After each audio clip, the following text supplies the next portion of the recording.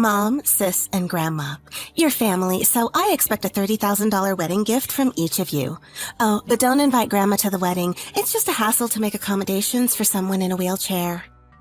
I couldn't believe what Sis was saying. It gave me a headache. Grandma, who Sis said shouldn't come to the wedding, is like a mother to us. Moreover, Grandma's need for a wheelchair is entirely Sis's fault. I couldn't believe it. I couldn't even think of her as my sister anymore. My name is Jessica. Growing up, my sister Chloe and I had a rough time. Dad was a violent drunk. Mom always took the brunt of it, trying to protect Chloe and me.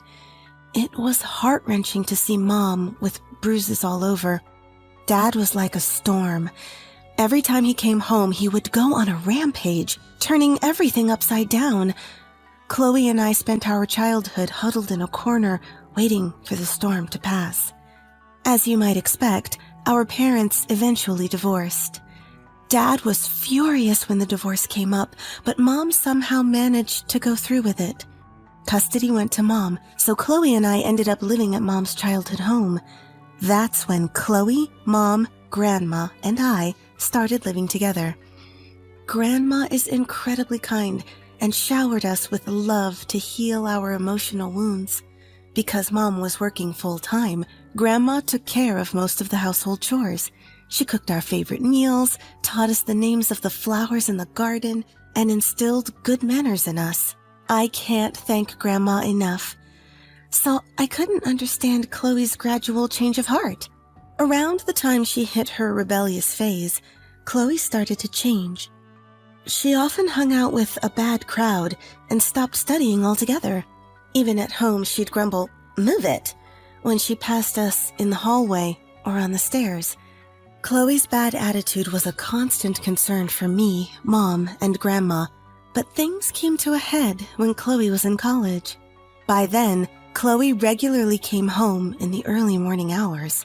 She often came home drunk, reminding me of the worst of Dad. On the day the incident happened, Chloe came home drunk from a club party. I was already disgusted by her wandering around the house so carelessly when the incident happened. "Hey, Grandma, you're in the way, move." As Grandma was slowly descending the stairs due to her bad back, Chloe knew this. Yet she pushed Grandma from behind just because she was in her way. Losing her balance from the sudden shove while holding onto the handrail, Grandma fell down the stairs. An ambulance had to be called. Mom and I really let Chloe have it. Pushing an elderly person is just unimaginable.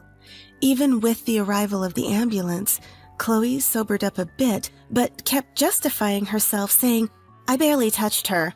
Who would think she'd fall from just that?"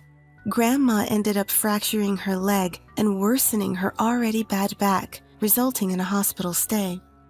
I visited Grandma daily, constantly encouraging her as she diligently worked through her rehab. Yet Chloe never once came to visit. Chloe committed a crime.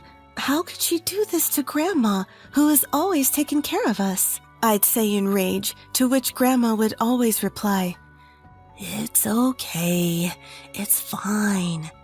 Though Grandma smiled, it was clear from her down-turned eyebrows that she was saddened by Chloe's actions. Grandma worked hard in rehab, but ultimately had to adjust to life in a wheelchair. None of us had ever thought this would happen, and our house was not equipped for it. We made some adjustments, like installing ramps, but Grandma was deeply saddened by her new limitations. While I was in college, I had the time to help Grandma, but that became difficult after I started working.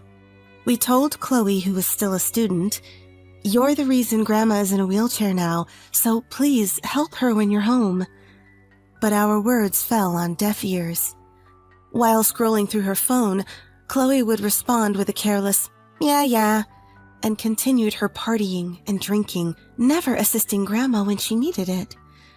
Our patience was wearing thin with Chloe, but the tipping point came when she announced she was getting married. "I'm pregnant, and I'm marrying a very wealthy man. Sorry, sis, for getting married before you, especially since I'm the beautiful one and I'm marrying up." Looking down her nose at me, Chloe starts talking about her dream wedding, a far-off look in her eyes. Apparently, she's planning to have the ceremony sooner rather than later to avoid being visibly pregnant.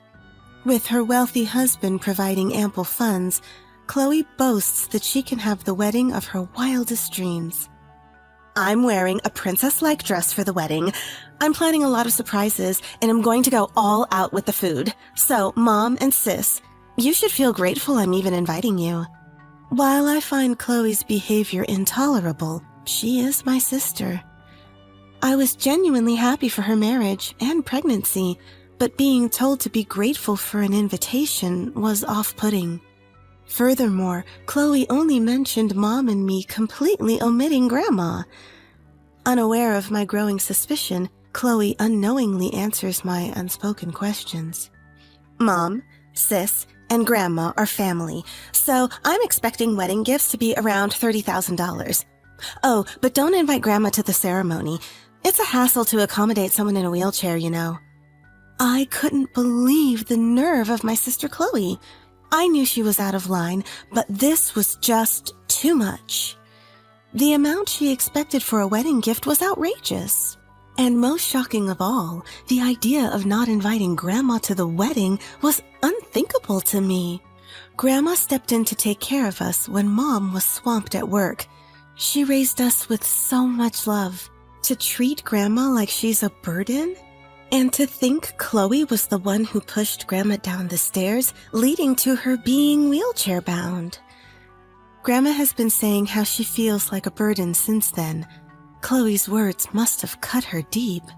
For Grandma, who's often felt down since becoming wheelchair-bound, thinking she's a burden to everyone, Chloe's words would have been tough to hear. Though Grandma said, "Congratulations," to Chloe, her usually kind smile was tinged with sadness. I couldn't stand it anymore.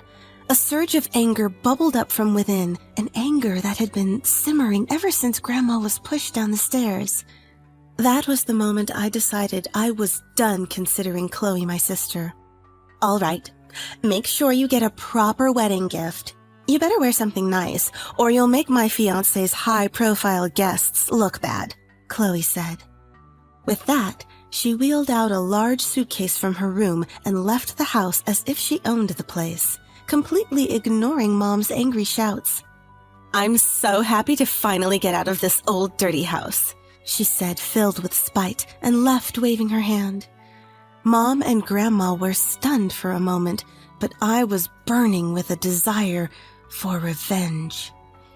I shared my plan with Mom and Grandma, and although they were shaken, after all, Chloe is Mom's daughter and Grandma's granddaughter.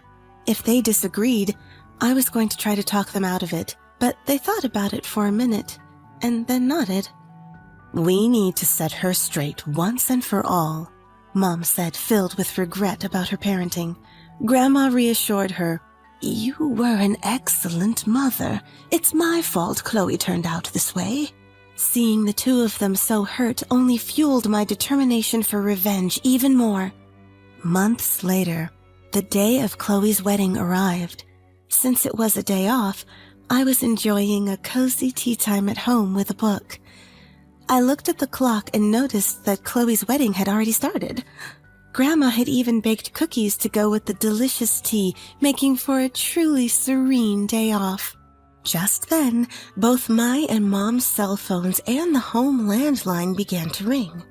Frustrated by the relentless calls, Mom was about to answer the phone, but I stopped her. It's not her battle to fight. It's my revenge as the older sister. "Hey, sis, why aren't you at the wedding? Mom's not here either. What's going on? None of my friends are here either, so my guest seats are empty." I responded calmly to Chloe's teary voice. "Do you really think Mom and I would support someone who doesn't appreciate Grandma, who has been so good to us? We all warned you multiple times about your behavior, but you ignored us, so we decided to ignore your requests. We're not coming to the wedding, and we're not sending a gift." "You're lying! You told my friends not to come, didn't you?" "I don't know your friends. If they're not there, doesn't that just show you're not as loved as you thought? Unbelievable! They all RSVP'd yes. Chloe's voice was filled with sorrow, but I had more to say.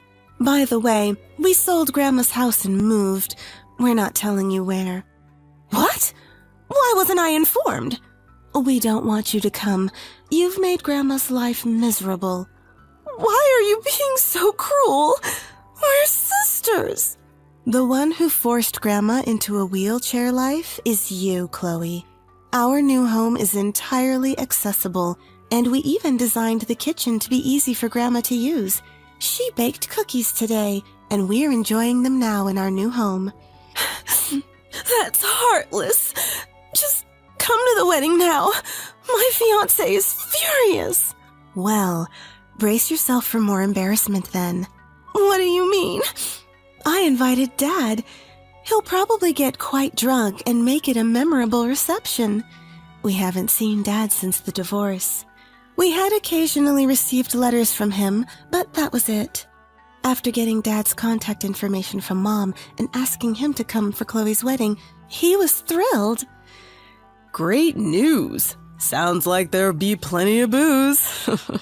He was looking forward to it, so Dad would surely liven up the reception. Please stop this. Tired of talking to Chloe, I pretended the call was breaking up and hung up. I blocked Chloe's number and even unplugged our landline to stop her calls. Days later, the landline rang. It was Chloe crying, "Help me." What happened? Everything's a mess. She then proceeded to tell me how her reception turned out. Dad's drinking problem was as bad as ever, it seems. He caused a scene at the wedding reception. He grabbed the microphone from the MC and went on an uninvited rant about how lonely he felt about his daughter's marriage, sang a song, and even tripped while drunk, crashing headfirst into another table. Chloe's husband, being a CEO, had many business partners at the wedding who were completely disappointed by Dad's actions. Several people even left, saying they felt uncomfortable. Unsurprisingly, the husband and his family were furious. Chloe seemed to be under attack from all sides, but then an even bigger issue emerged. Turns out, Chloe wasn't actually pregnant. Chloe, who hadn't been focused on her studies, seemed to think it was okay to later claim she'd had a miscarriage. She'd lied to her husband, claiming to be pregnant to elevate her social standing. Her husband became suspicious when Chloe's belly didn't grow, and upon investigating, he quickly uncovered her lie. Between Dad's antics at the wedding and her own dishonesty, Chloe's husband was understandably furious. Divorce is now on the table, and she's even facing demands for financial compensation in the divorce proceedings. Chloe, who had never really worked a day in her life, has almost no savings. She found herself in a difficult situation, kicked out of the house by her husband and with nowhere to go. After hearing Chloe's whole story, I felt sympathy and said, "Wow, that's really a tough situation." Chloe cried, "So help me, sis." But I felt nothing. I realized on that call that Chloe and I are not truly sisters. I'm not your sister anymore. I have no intention of helping you, and if Mom and Grandma are swayed by your tears, I'll do everything to stop them from supporting you. Live your own life, Chloe. Why won't you help me? With that, I said goodbye and hung up the phone on a crying Chloe. Afterward, I suggested that we didn't really need a landline phone anymore since we all have mobile phones. Both Mom and I have blocked Chloe's number, severing ties with her completely. Rumor has it that Chloe is now leading a life soaked in alcohol, struggling to make payments for the financial compensation demanded in her divorce. Maybe she really did inherit Dad's bad traits. As for me, Mom, and Grandma, the three of us are living peacefully. In our accessible home, Grandma can now do many things she couldn't do before. She can cook her favorite meals and do laundry, and she shows a brighter smile, feeling that she contributes to the family. Mom's job is still demanding, but she seems a bit more relaxed now that Chloe, the problematic child, is out of the picture. As for me, without the constant worry about Chloe potentially hurting Grandma, I can focus better on my work. My hard work has been acknowledged, and my superiors see a bright future for me. While taking good care of Mom and Grandma, I'm living my days in happiness.